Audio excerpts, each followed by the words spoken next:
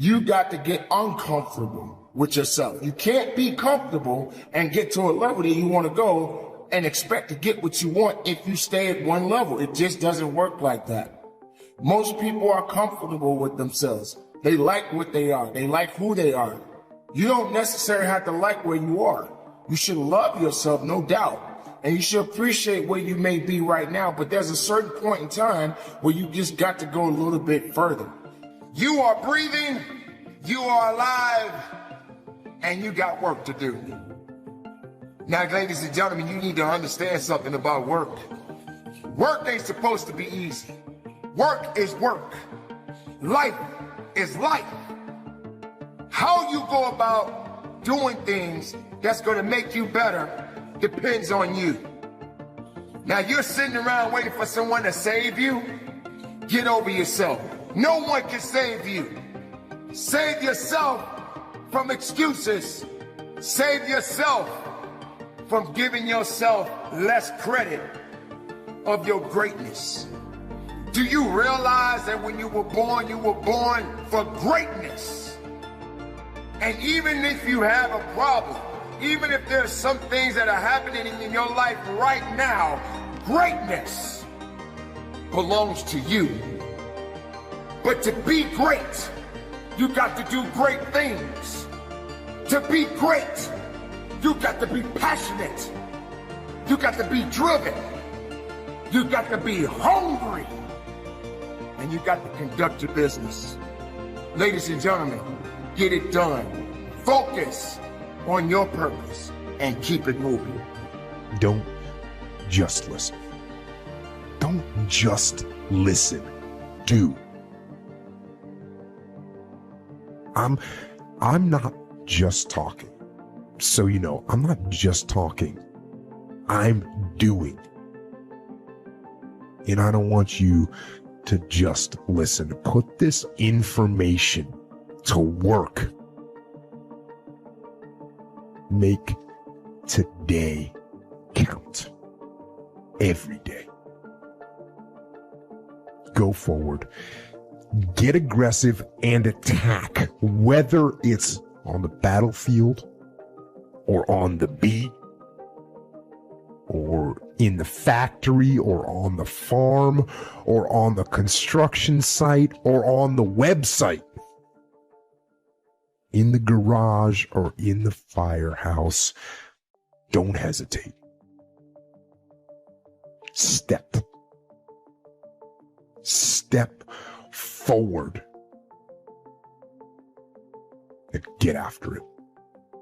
Behind every moment of adversity, every single moment of adversity in your life, two things are going to happen. There's going to be a lesson and there's going to be a blessing. You got to wait on both of them. If you let the adversity crumble you, if you focus on the adversity, you will lay there and wallow in the fact that you have failed. Because failure coming. But life is 10% what happened to you. It's 90% what you do about it. Man, so what you fail. It's not really failure though. Every time you fail, it's a valuable, taught, learned experience that makes you greater for later on. The only way that you can fail is to give up. Edison said that he invented the light bulb, but it was a 2,000-step journey. He actually said that he tried 2,000 different things before he found the thing that worked. Wow. So many people that have been great, phenomenal successes. If you knew the number of times that they failed. Walt Disney was fired from a job because they said he had no creativity. Imagine that. What if he would have just said, okay, well, I guess what I thought was going to happen was just my imagination. They told me I have no creativity. When are you going to stop listening to what they tell you and start listening to God and what's in your own heart? People told me I couldn't do this. They said, you can't do that. You're a woman. And so when I went to God and said, I can't do that, I'm a woman, he said, I know you're a woman. You can do whatever God tells you to do. Even if you're the first person to ever do it, you can still do it. But everything is not going to go perfectly right from step one. You will have things that you step out in and try to do that won't work. Nothing necessarily changed, but it evolves. Everything evolves. Why are you waiting to get to that level? Why are you waiting to take it to the next level? Why are you comfortable just staying where you are? Think about it for a moment. You want something out of life, but you're not willing to work for it.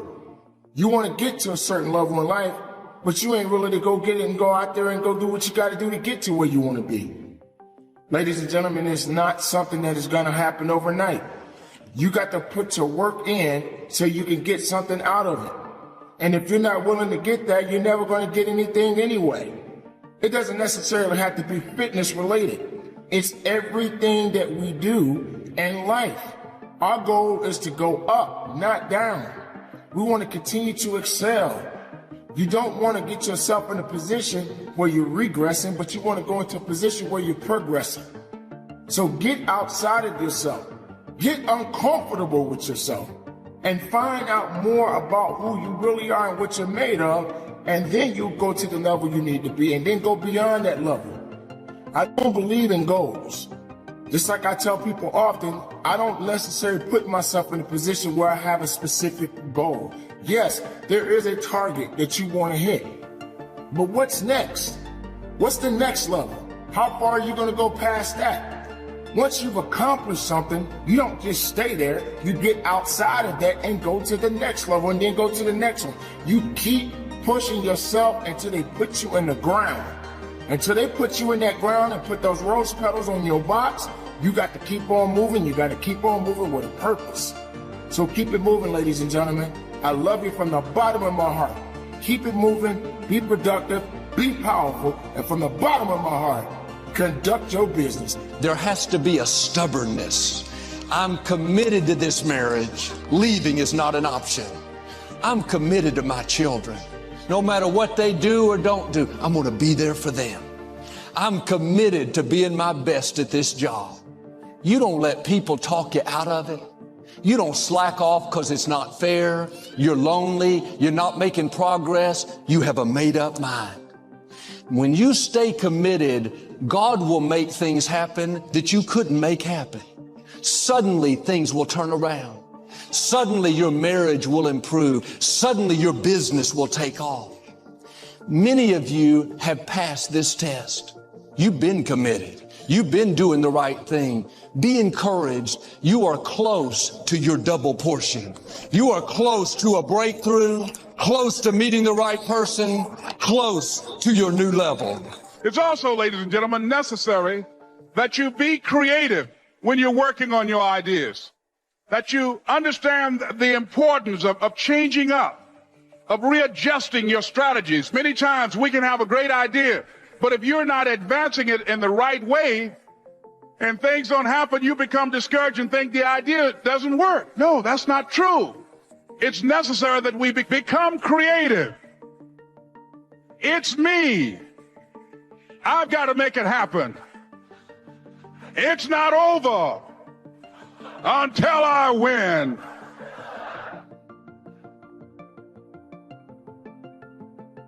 The next thing that's important to know, yes, it's possible that you can choose your future and direct the course of your life as you run toward your dream. It's necessary that you have goals, that you write those goals down, that you plan, that you think constantly of how you can begin to improve what it is that you're doing. If it's your presentations, if it's your recruiting skills, whatever that is, it's also necessary that you look for ways to always find a way to pull it out when everybody else thinks that you are defeated. That you've got to take personal responsibility to know that in order to become successful, you've got to make it your personal business to do it. But the next thing, ladies and gentlemen, I want to share with you that some of you already know that it's hard. It's not easy. It's hard changing your life. It was hard when just over 3 years ago, in the Penobscot building in Detroit, Michigan, where I was operating my business, and I fell on some hard times, and I was sleeping in my office. It was hard coming into the lobby, and the security said, "Excuse me, Mr. Brown, can we see you for a moment?" And I said, "Yes," and I walked up to the counter, and he gave me an envelope. And he said, "Would you mind reading it here?" And I opened the envelope, and the envelope was from management that said, "This is an office tower. It's not a hotel. Please do not sleep in your office." And I said, "Excuse me, sir." I said, "I just work long hours in creating my business. I'm an entrepreneur. And right now things are bad for me, but they're not going to be this way always. And I just asked for the opportunity to continue to operate like I'm doing. I'm not trying to make this my home." And it was hard coming through the lobby. And sometimes they would laugh. There's a guy talking about becoming successful. And look at him. He's bathing in the bathroom upstairs on the 21st floor. He sleeps on the floor. Him and 2 other dreamers up there. Look at him. It was hard, ladies and gentlemen, coming to speak to people. And I was facing financial difficulties in my own life. I was behind on my bills and my dreams, and I'm saying to them, you can live your dream. It was hard, ladies and gentlemen. It was very difficult to pick myself up each day believing that I could do it. There were times that I doubted myself. I said, "God, why is this happening to me? I'm just trying to take care of my children and my mother. I'm not trying to steal or rob from anybody. Why did this have to happen to me?" It was very hard. And here's what I want to say to you. For those of you that have experienced some hardships, don't give up on your dream. No one could have convinced me by holding on, by continuing to push forward, by continuing to run toward my dream, that one day I would have my own talk show. It's a long shot, ladies and gentlemen, from Liberty City, an abandoned building on a floor, never knowing my mother or father. It's a long shot. Being here with you today in this dome in Atlanta, it's a long shot. No college training, labeled educable, mentally retarded, but I kept running toward my dream. Don't stop. Don't stop running toward your dream. Hi, welcome back to Mind Control. You must know what you're going after. You must know what you are going after. You can't live your life meandering around hoping you hit something, and whatever you hit, you say, "That's what I was aiming at." You have to have a specific target in mind. Most people don't succeed at getting what they're going after because they don't take the time to research what they're going after. They ask for things and then see if they want them. But you have to be careful about that, because if you ask for something, you might get it. And before you start blabbing what all you want to see God do, you need to be sure that that's what you want to see happen in your life. Know what you're going after.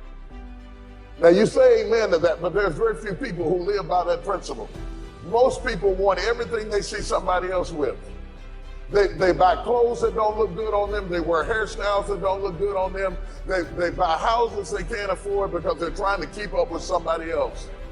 But if you really want to be a winner, if you really want to come off as successful, if you really want to be bright, only go after things that are meant for you to have. It will make you look successful. And what makes you look bright is when you pick your battles. There are some things that you don't fight because that's not your fight.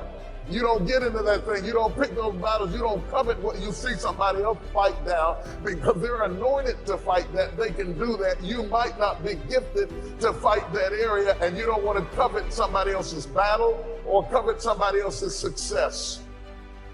Covet, and the other word I want you to think about is the word envy, because envy is the attitude that you have about other people's success. When you become envious of other people's success, you fail to become everything that God would have you to be.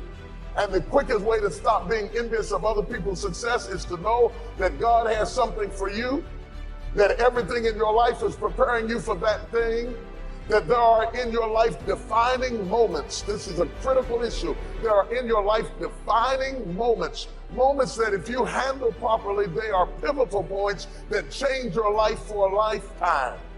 It is at these moments that if you know what you're going after, everything that you went through before is justified in preparing you for these defining moments. When you come to the defining moments in your life, you can look at the other moments in your life and say, Lord, I wasn't happy about that when it happened, but I'm glad now that it happened. Because I realized that if I hadn't have gone through that, I wouldn't be ready for this.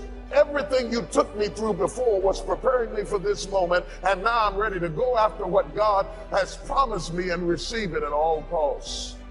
Know what you're going after. Be clear about your direction. Don't wake up in the morning and see if something's going to happen. Wake up in the morning to make something happen. Get up out of the bed with an agenda. But people who get up like that, nothing does happen, and the days turn to weeks, and the weeks turn to months, and the months turn to years. Years of mediocrity is what causes people to be bitter. If you want to get around bitter and complaining people, get around people who are not seeing much activity. They're bitter, they're complaining, they're cynical, and they're jealous because nothing is happening. If you want to get around less gossip and less jealousy, get around successful, busy people. Because busy people don't have time to care what's going on in your life. I have no need to investigate what's going on in your life. I have so much going on in my own life that I'm not interested in what I heard that they said that you thought, that if I thought what you said that I didn't mean if you heard it. The only people who have time for that is people who are not doing anything. And they watch your life like it's a soap opera because they're living their life vicariously through you. What's going on in your life intrigues them because nothing is going on in their life. And if you want to stop that from happening to you, wake up in the bed and know what you're going after. Get up out of the bed with an agenda. When you have an agenda, you don't spend time worrying about how you feel because it doesn't make any difference how you feel. You woke up with something to do. Setting goals. It can turn out to be a drama for your life. Here's what goals are. Your vision of the future. Your vision of the future. Now, there's two ways to face the future. One, with apprehension. Number two, with anticipation. Guess how most people face the future? With apprehension. Why? Major reason why. They don't have it well designed. They've left the design of their future to somebody else. And if you don't make plans of your own, guess what? You'll probably fall into someone else's plan. Guess what someone else may have planned for you? Not much. You got to make a list of this not much stuff. I'm telling you, people all their lives count on this not much list. If all of your negative relatives all turn positive, what'll that do for your future? Not much. If prices come down a little, what'll that do for your future? Not much. If the economy gets a little better, what'll that do for your future? Not much. If circumstances get a little better, what'll that do? Not much. If the weather gets a little better over the next few years, that'll do. Not much. I mean, you can go right down this whole scenario list. Most people all their lives, with their fingers crossed, count on this not much list. That's why 10 years from now, they'll be driving what they don't want to drive, living where they don't want to live, wearing what they don't want to wear, doing what they don't want to do, having what they don't want to have, maybe become what they didn't want to become. And it all starts by counting on something that's not going to count much. You say, well, then how can my life dramatically change? You got to count on yourself. Here's one of the things you got to count on. Your ability to design the future. It's called promise. And the promise of the future, if you'll design it well, can have an awesome effect on your life. But if you face the future with apprehension, you'll take hesitant steps all day, uncertain steps all day. And if you take uncertain steps all day for 6 years, you can imagine how empty your life is. We've got to help our kids with the promise. Now here's what's connected to the promise, the price. the price to pay. And I'm telling you, the price is easy if the promise is clear. One of the better notes to make for today.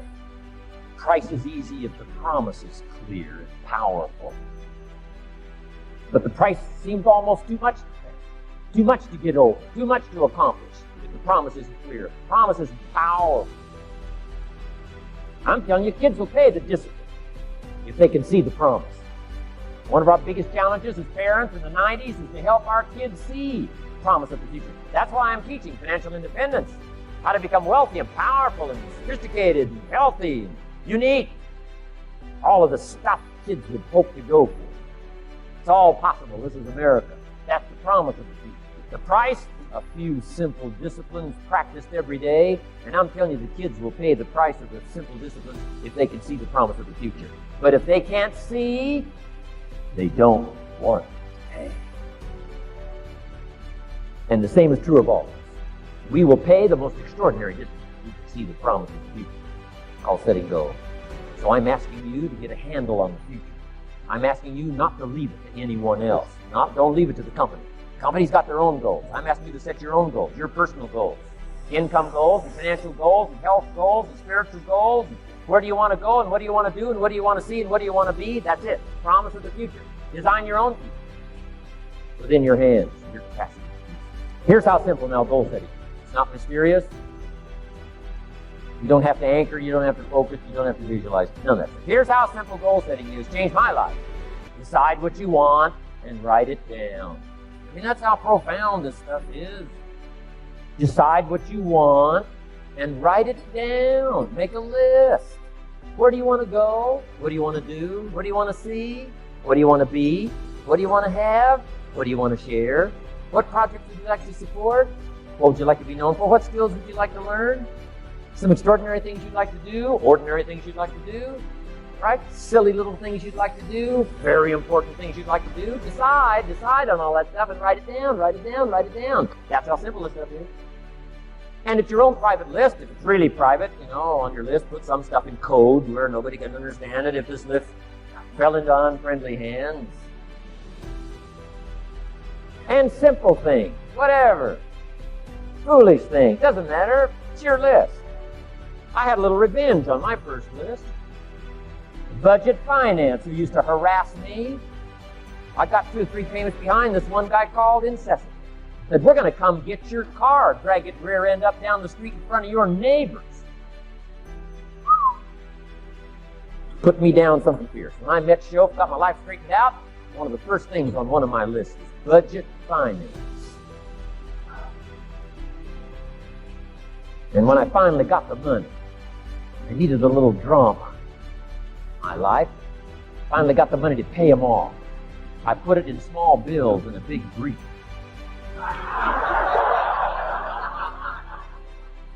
Walked into the budget finance office on Wilshire Boulevard in Los Angeles. The guy who harassed me so often, his desk was about 3 back.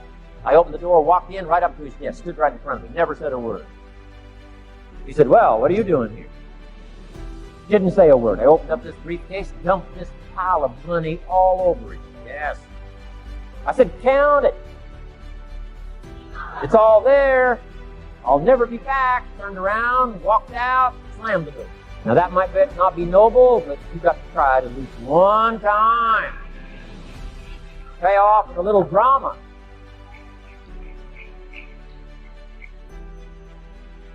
Got to check them off my list. Hey, Grant Cardone here. Hope you're doing well today. And I want to share a message with you that I just worked with a group of entrepreneurs at a luncheon. I was asked to come in and do a Q&A. These were entrepreneurs from all over the world, and we did about an hour and a half Q&A where they just asked me great questions. And one of the things that came out of it, sorry, I just got out of the shower, but I wanted to share this message with you. One of the things that came out of it was a lady in the room, very, very successful CEO who's been following me for a while, asked me, Grant, it seems like everything that you do somehow works. She's like, how do you, and she was very clear that she's like, I'm sure there's a lot of stuff that goes on that we don't see that doesn't work for you, but it appears that when you put your mind to something, you somehow make it work. and you achieve your target. And I'm going to share with you what I do to do that, because it was a great question, one of the best questions I've been asked, actually. And it made me think about, okay, what is it that we do that, and we don't achieve every one of our targets, but a very large percentage we accomplish in my office. I'm talking about all the businesses I run 5 businesses. They all have different problems, different types of people involved. It could be e-commerce, or it could be us buying real estate or apartments and making them work. It could be us trying to find a deal that's off market, or it could be us bringing or launching a new product to the marketplace and trying to monetize that as quickly as possible. And I said to her, I said, look, the thing that I do at my company that is very unusual is that we are completely unreasonable, without reason, we don't use, yes, I'm logical, okay, yes, I'm a sane person, but when it comes to achieving a target, we do it with, like, we abandon reason and logic. We don't talk about, yeah, but, we never start, yeah, but, or no, we can't, or we couldn't because, or it didn't happen because. Anytime you're making sense of why something didn't work, we don't have the budget, we can't do that because, yeah, but we're different, you are being reasonable. The great things that have happened on this planet and continue to happen are because people are unreasonable. They literally abandon reason and logic. They defy the universe. Now, if you look around, if you're a logical person, if you're a person that has to make sense of it beforehand, then spend some time looking around the universe, look at nature, look at all the things that are done every day that literally defy gravity, defy possibility, defy physics. It's all over the place if you need to be reasonable. Now, in my case, I don't need to be reasonable because there's enough cases of super successful people doing things that are amazing, whether it was a manufacturing, a new product, or whether it was Steve Jobs coming back to Apple and turning that company around. Every day, look at Amazon. Look what Amazon has done. Okay, now you look at it, you're like, dude, that's a no-brainer. Make all products available online. Now it's a no-brainer. Now it's like, it's so logical. Look at Velcro. Velcro was like, God, I should have thought of that. See, but beforehand, it was completely out of reason that you could stick things together because they scratch one another. You understand what I'm saying? So look, this is what I want you to try. Try this in your life. It's going to be very difficult. It's one of the most difficult things I do is being unreasonable because all the people I'm surrounded by are trying to make sense of why they can't do something. Quit making sense of why you can't do something and become unreasonable until you do something. I have an appointment right now, and I shouldn't have done this video because I have an appointment. Now I'm going to have to rush off to the appointment. But you see, reason would say you don't have time, and what I do is I practice every day being unreasonable. Little exercises. I'm going to be unreasonable. I'm going to shoot this right now. I'm going to get it done, and then I'm going to go get my hair cut. See what I'm saying? Be unreasonable. You don't have the budget? Good, go find the money. You don't know how to do this? Good, then do it anyway, right? Be unreasonable. The real estate's not for sale. I'm trying to drop these shades. The real estate's not for sale. The real estate's not for sale. So what? Make an offer. You understand? I just bought an $80 million deal, trophy property in one of the major cities in the United States, off market, not for sale, not interested in selling, and we just closed the deal. Why? Because I was completely unreasonable until we got the deal. Be unreasonable. Your mommy didn't teach you how, your daddy didn't teach you how. In fact, your kid, your parents, your teachers, society keeps telling you, be reasonable. Thank you so much for watching till the end. Don't forget to share your thoughts in the comments section. Please also like, subscribe, and share this video with your friends and families. Please watch our other motivational videos. Thank you again.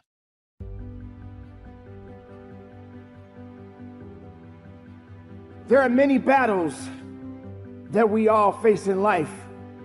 Certain circumstances will come into your life, and these battles that we must face has different stories, connected to it. These battles that we face each and every day of our lives has many things and many circumstances that sometimes we just don't feel that we're prepared for. But we must find a way. We must find a way and an understanding that this thing that we are dealing with right now in our lives is only temporary. It's temporary and it will not last forever.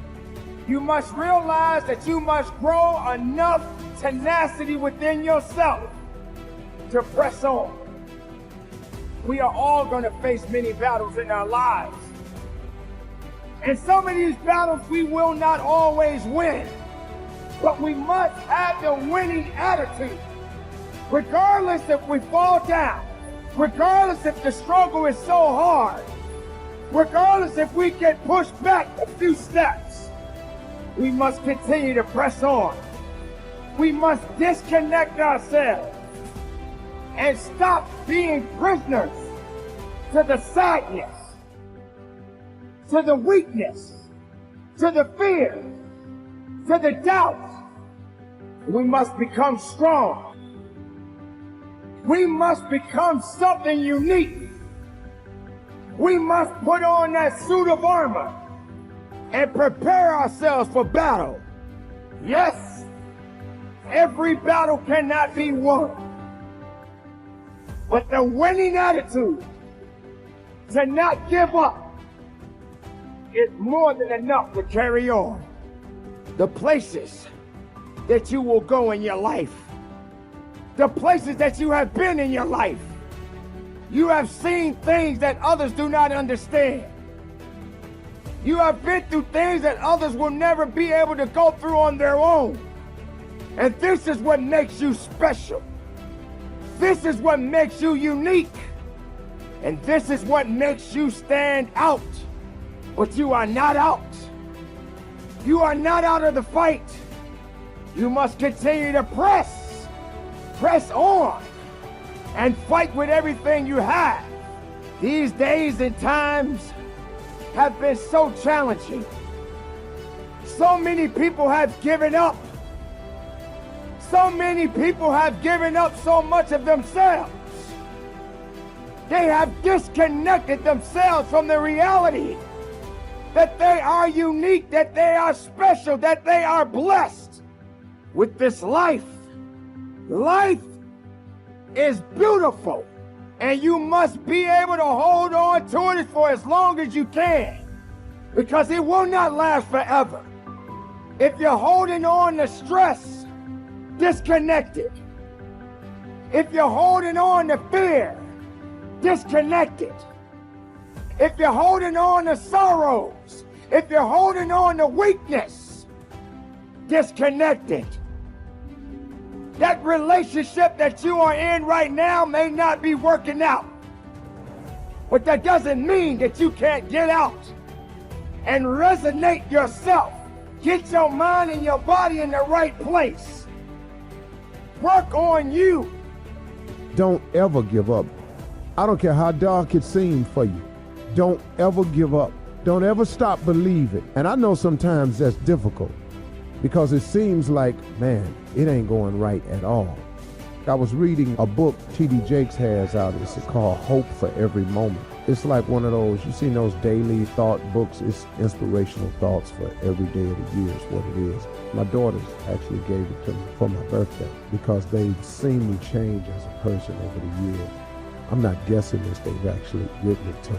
And so they really do appreciate the change of me just becoming a better person, you know, because when you become a better person, you become a better person not only for yourself, but a lot of people are affected by you being a better person. Your children are affected, your wife is affected, your co-workers are affected, a lot of your friends are affected, your neighbors get affected. When you become a better person or start to make that change, it affects a lot of people. The biggest benefit of it all will probably be you. I know I've benefited the most. There are so many auxiliary benefits of just being a better person. And I've stopped saying trying to be a better person because I just got to go about the business of getting better. Now, doesn't mean that I'm mistake-free.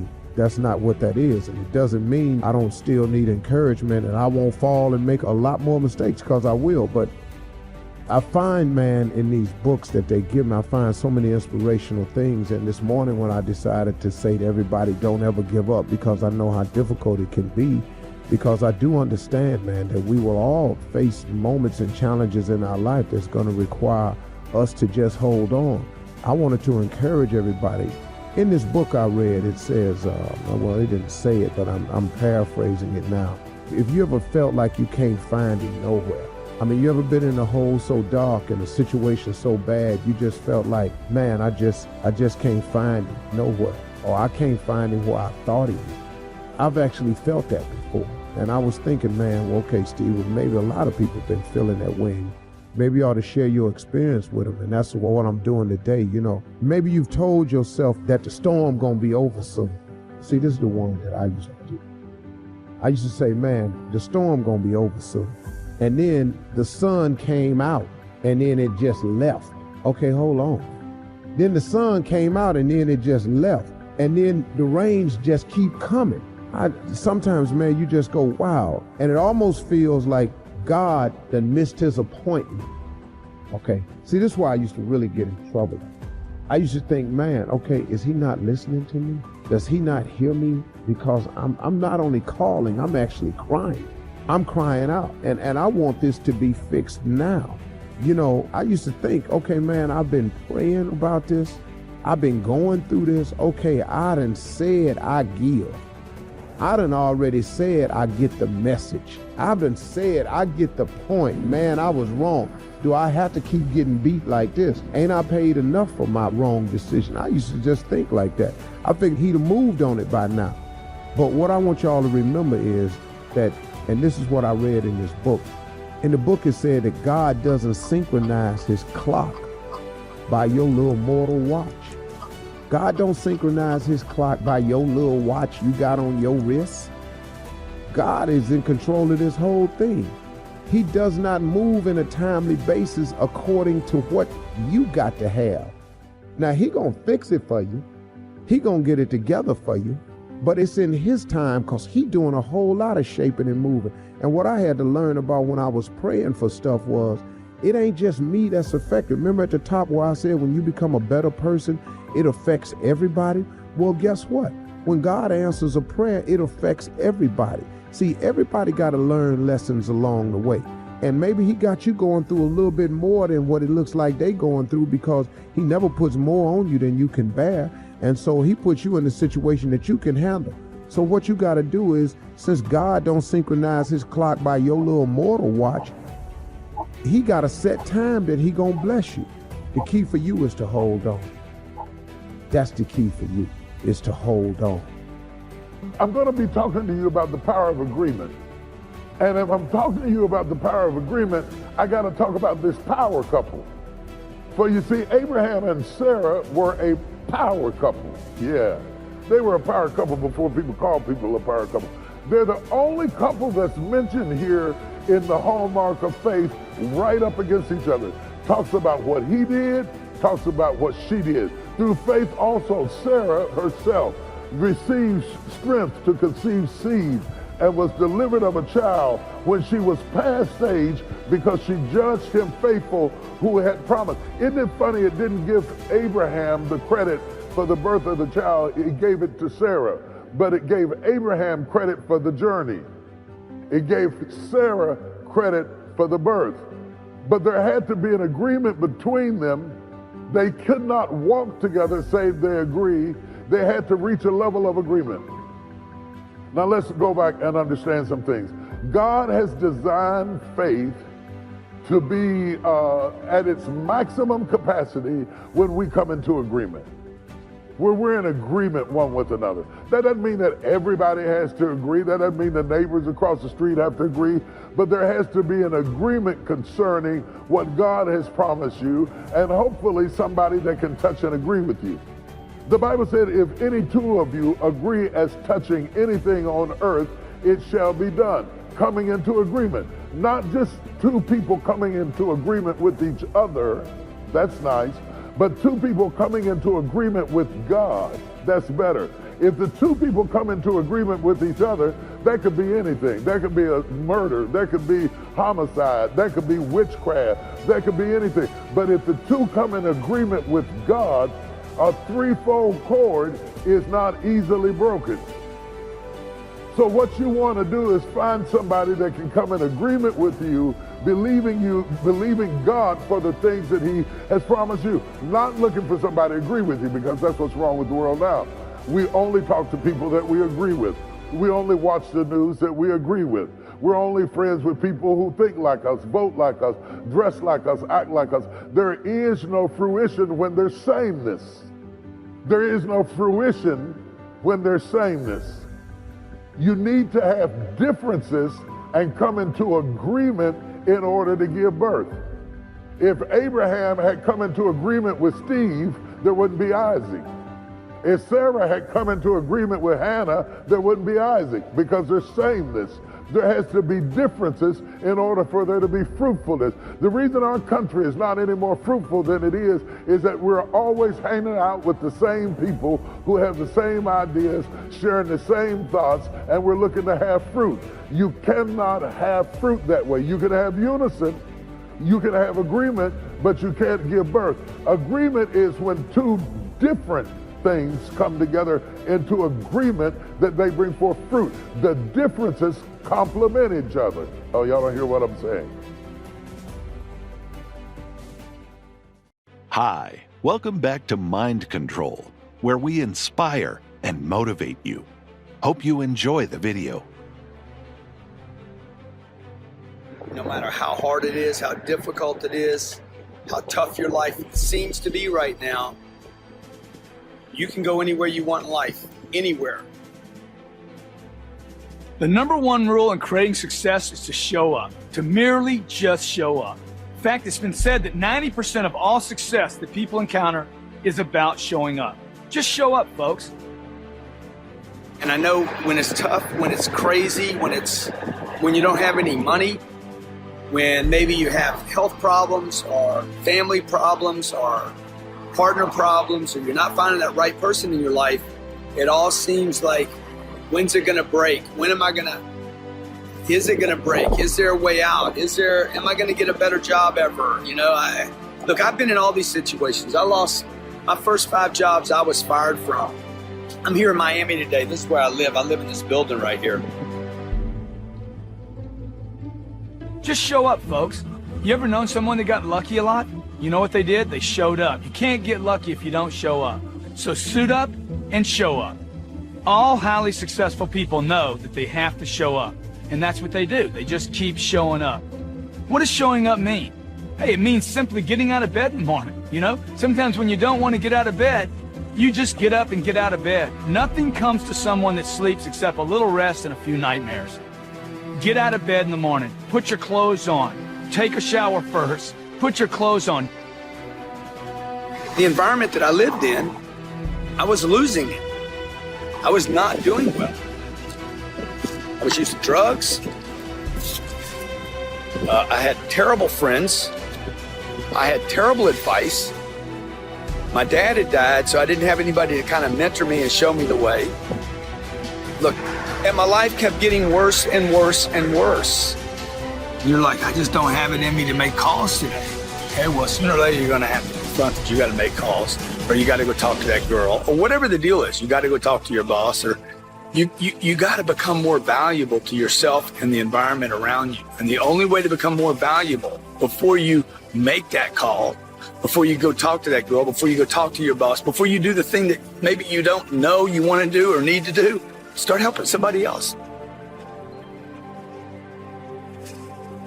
I didn't think one day I'd have a jet, I'd be able to fly private, or I'd have 5 companies that make a bunch of money. I never ever thought about that stuff. I had this little thing inside me said, hey man, I know I can do something. I know I can. You know you can do something. You know you can do more than you're doing right now. So I don't think I've made it by any means, because I'm measuring against my potential. If you can put your ego aside, when you want to turn your life around, put your ego aside and say, hey, I got this one thing in front of me. I don't even like it. If you can learn to get great at something you hate, I guarantee you, you will have greatness in your lifetime. So I was broke at 25. At 45, I was worth probably, I don't know, I mean, I was worth 10 or 15 million bucks. Well, I started getting comfortable. I started getting seduced by the idea that I had done more than other people. I would tell the millennial, just real quick, dude, get rich, you know, get rich. There's three things people don't know about money. They don't know how to make it, they don't know how to keep it, and they definitely don't know, number three, how to multiply it. If anybody that's out there just gets comfortable, you will always be punished for being comfortable. The entire middle class in America should have had their massive wake-up call in 2008, 2009. Trying to reach for what I can do, not what I have done. You know, the day you start taking responsibility for what happens to you is the day you will start controlling what actually happens to you. You know, most of the people I meet in my seminars are saying, well, hey, so-and-so won't let me do this, or my wife won't let me do this, or my husband won't let me do this, or my boss won't let me do this. Folks, the moment you assign responsibility to another human being is the same moment that you accept never to be in control of your own life. This week, put yourself back in responsibility of everything that happens to you. The car wreck, the nick on the car, you know, you get overcharged for something. Everything, the argument with your spouse, okay? Your kids don't get to school on time because of the bus. That was your fault. The moment you can take responsibility for everything, the lost deal, the people that didn't get approved, the moment you can take responsibility for everything is the moment you will start controlling your life, your customers, and your outcomes. Take responsibility, increase it. Look everywhere. I get a cold or a cough. Hey, how was I responsible for that? It wasn't because I sat on a plane with 223 people that were sick. Well, hey, I'm the one that bought the ticket. I'm the one that got on the plane. Take responsibility, increase it, and you will increase control in your life. Hey, thanks a lot. Get control this week by increasing your responsibility. Smoked weed, next day I smoked it again. Next thing you know, I'm like full into drugs. And nobody starts using drugs thinking I'm gonna be a drug addict. But within probably 2 years, I was doing drugs every day. 15 years old to 25 for 10 years, some 9.5 years, I used drugs almost every day. I know the feeling of being lost and not knowing where to go or what to do, or it could be lost with your money, lost with a job, feel like you're at a dead-end place, you can't get a promotion. The most successful people in the world wake up some mornings with no clue what to do today. Okay, so first thing I want you to know is that it's normal. It happens to everybody. It's not like you're a bad person or you're lost or you're depressed or you got some problem you need to take medication for. Everybody, regardless of their stature in life, where they are, regardless of their money, their relationship, promise you, no matter how much they present, like they look like they got the whole package put together, everybody has those days where they don't know what to do. I don't know what to do. You know, uncertainty. Make the phone call you need to make. You know there's a call sitting there right now that you need to make. And you're wondering, what should I say? Just make the call. You'll figure it out. Call comes in, take the call. Customer walks up, address the customer. Show up, folks. Just do the next right thing. You have an appointment coming in, show up for the appointment. Be there, be early.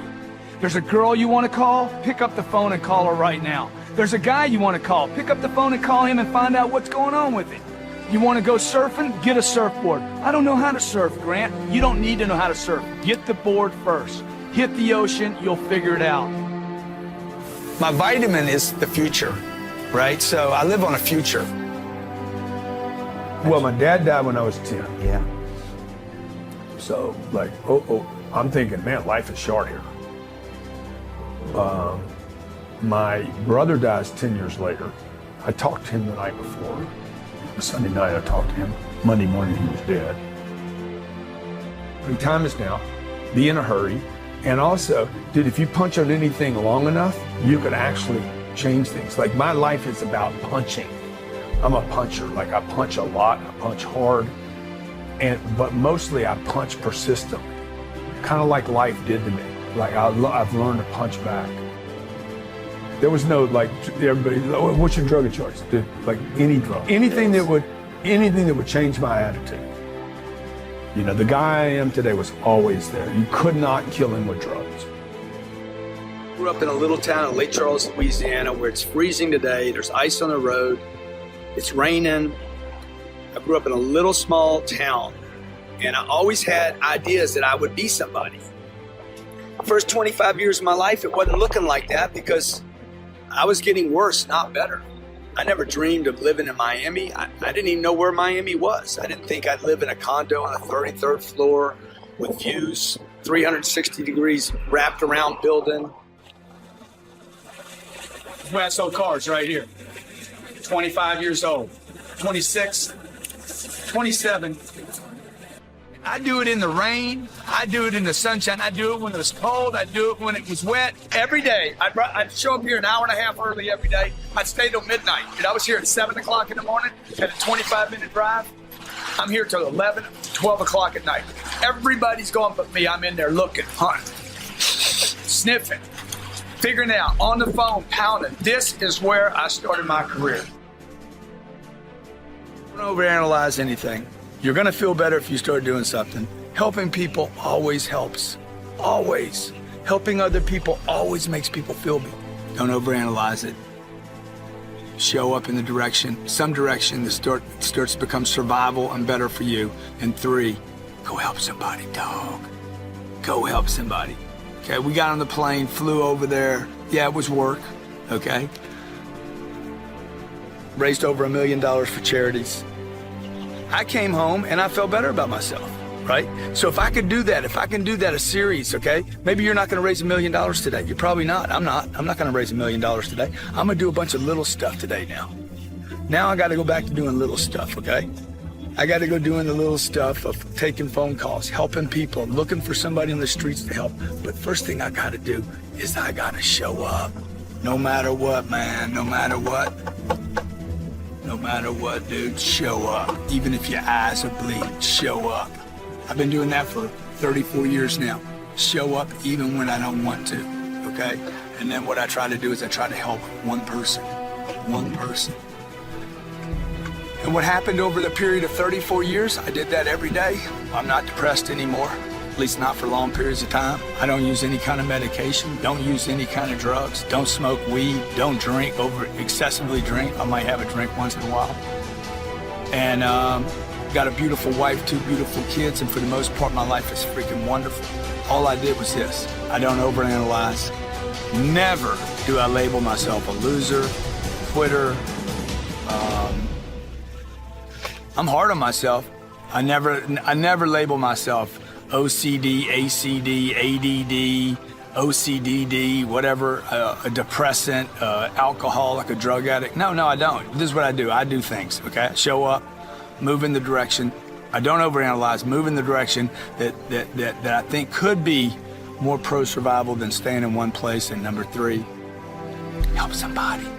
Anybody, man. Just start helping people, okay? And what that does, it gets me into action. We'd like to thank you so much for watching till the end. Don't forget to share your thoughts in the comments section. Please also like, subscribe, and share this video with your friends and families. Please watch our other motivational videos. Thank you again.